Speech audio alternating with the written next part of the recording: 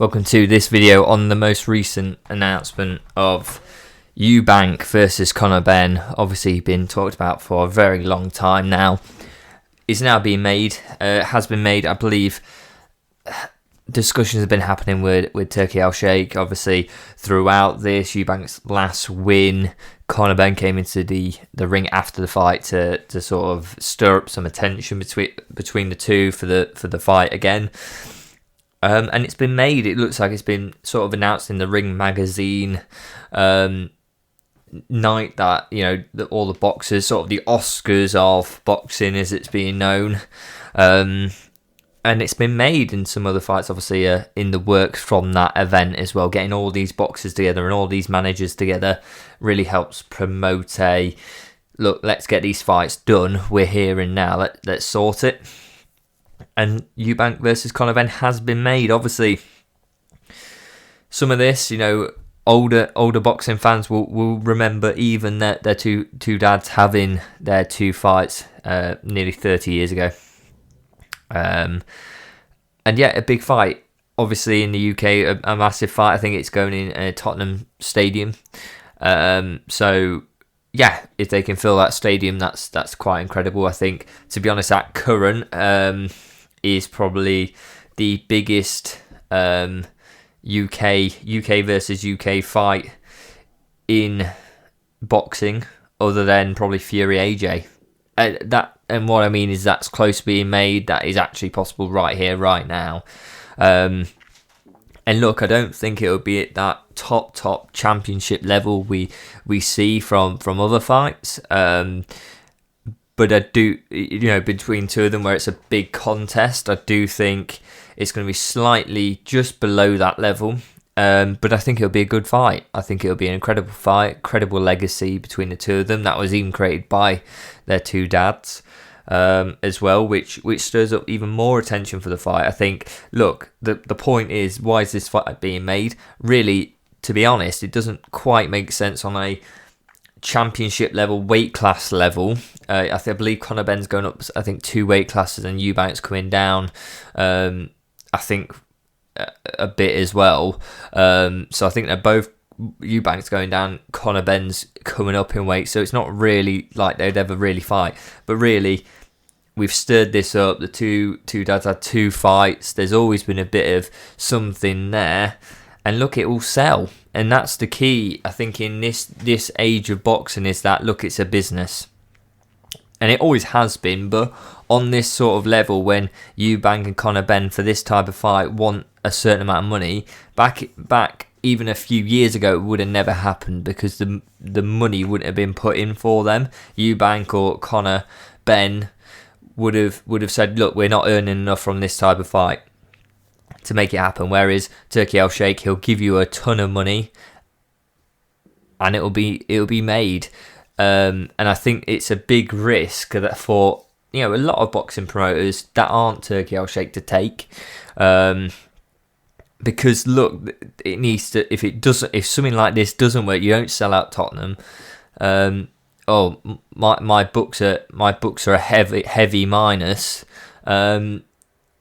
I need to recover that. And look, could you? And some of these, you know, look, your year's profits and things, and your shareholders aren't going to be happy when they suddenly see a fight happen, it doesn't make the money it should have done, and it hits your whole year.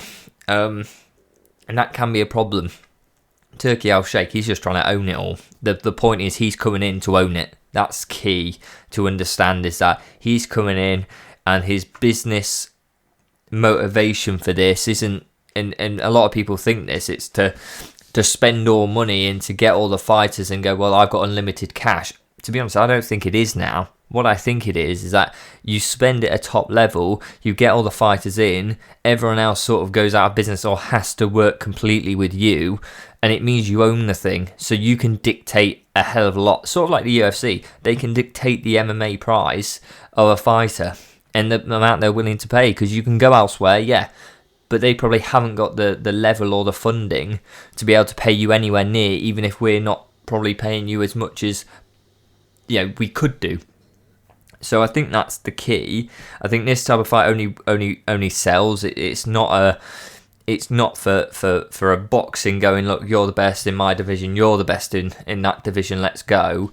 It's purely around what's been said, the sort of animosity between the two of them. I do think, so going into that, the sort of what's been rumoured is that there's a rehydration clause, and it's not going to matter for Conor Benn. It's going to matter only really for Eubank, I'd fully expect, is that Eubank has a rehydration clause. If he gets down to the weight he needs to, he can only rehydrate to a certain level. And that'll all be explained. I won't go into what sort of things could be going on in that contract, but it's a bit dangerous, I think, when you're dropping down. And I think he said in some interview he hasn't been that weight since he was 18. He's now, 32, 33?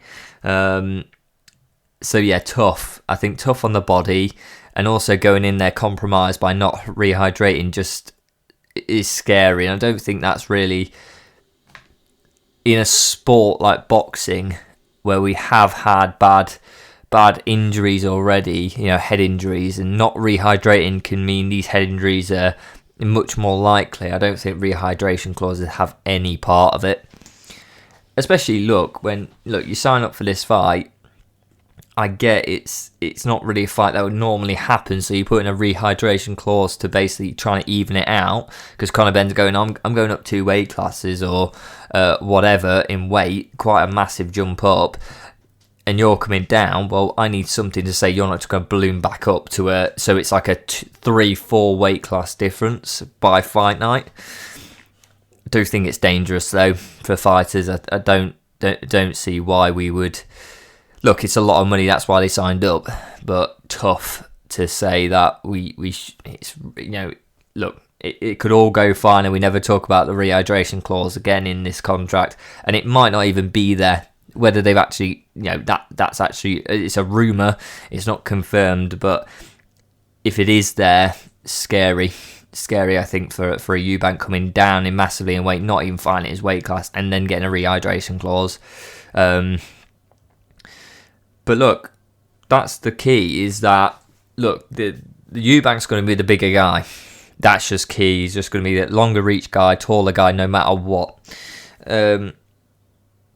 The big question is, can Conor Benn come up in 2 weight classes and really fight at the level that Eubank has really fought at? Eubank is a much higher level, I believe. No matter, take weight out of it, the level that they fought, the level they've beaten people at, and Eubank may have lost, but that level, Eubank is definitely rose higher currently than Conor Benn.